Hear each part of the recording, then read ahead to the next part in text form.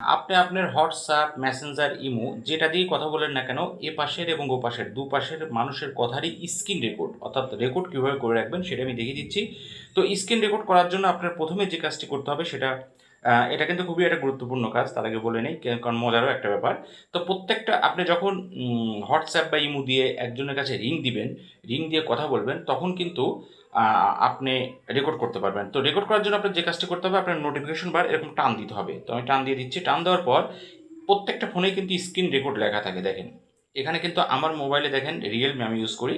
তো দেখেন এই দেখেন স্ক্রিন রেকর্ডের লেখা আছে। স্ক্রিন রেকর্ডের উপর আপনি চাপ দিয়ে ধরবেন। চাপ দিয়ে ধরলে এরকম ইন্টারফেস আসবে।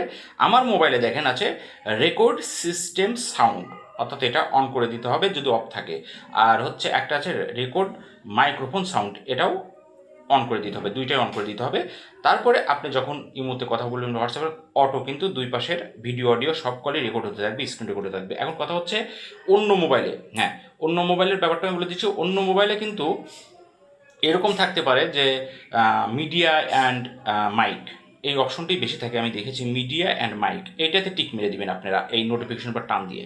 টিক মেরে দেওয়ার পর মিডিয়া অ্যান্ড মাইক অন করে দিয়ে তারপরে হোয়াটসঅ্যাপ ইমোতে যখন কথা বলবেন তখন এটা অন করে দিলে কিন্তু আপনার যে মিডিয়া অ্যান্ড মাইকের মাধ্যমে আপনার অন্য যে কোনো ফোনে কিন্তু স্ক্রিন রেকর্ড হবে। তো